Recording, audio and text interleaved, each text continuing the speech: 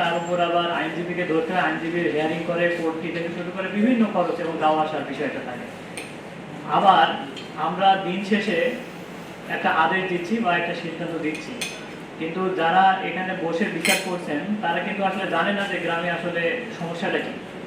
আমরা কিন্তু কেউ জানি না। আমরা আইনজীবীর মুখে অথবা বাদী বিবাদী বা আবেদনকারী প্রতিবাদী যেটাই বলেন না কেন তাদের মুখে শুনে আমরা এটা ধারণা করার চেষ্টা করি যে বিষয়টা এরকম।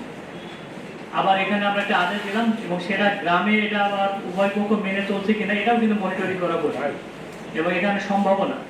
এবং বেশিরভাগ ক্ষেত্রে দেখা যাচ্ছে যে আদালত যে আদেশ দিচ্ছে সেটা আবার গ্রামে গিয়ে মানুষ মানছে না, আবার বলছে যে এরকম যে না আদেশ আমার পক্ষে গেছে, কেউ বলছে ও হারছে আমি জিতেছি, এরকম কিন্তু বিভিন্ন বিষয়ে রয়ে যায়। গ্রামবাসীর মধ্যে অনেক কনফিউশন তৈরি হয়।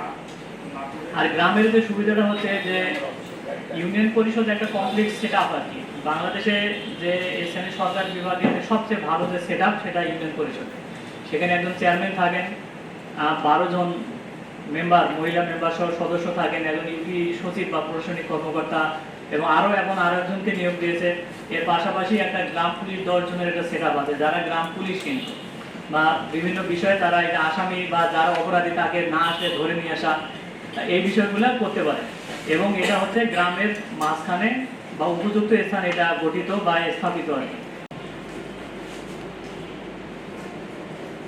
তাদের সংসার চলে ছোট পরিসরে সেলুন ও কবিরাজি থেকে আসা অর্থে। এবং 2 ছেলেকে মারধর করা হয়। আন্নারানী বিচার 17 দিনের মধ্যে গ্রাম আদালত সর্বসম্মতভাবে সিদ্ধান্ত।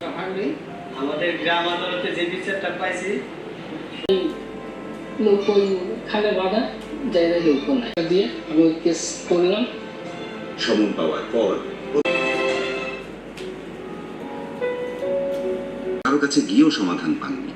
একদিন সাহস করে ইউনিয়ন পরিষদে যান। আসার মাধ্যমে আমরা এই পুষ্পারণ দিকে জমি সংক্রান্ত বিষয়ে টাকার নয়, একজন নারীর মর্যাদা স্বীকৃতির।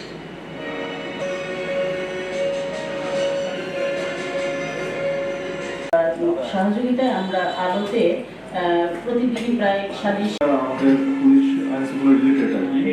হ্যাঁ, তো এখানে বসে বসে শুনছিলাম আর ভাবছিলাম যে আসলে এখানে মূল বিষয় প্রচারণা চলে, সেখানে যাব। আমাদের অনুষ্ঠানে প্রায় 80 থেকে 90 জনের মতো বৈঠকগুলো হয়ে থাকে। সেই উঠান বৈঠকগুলোতে আমরা এই প্রচারণা করেছিলাম। সেক্ষেত্রে পৌরসভা এরকম একটা নিষ্পত্তির একটা কমিটি আছে, যেটা মেয়র থাকাকালীন বা উনি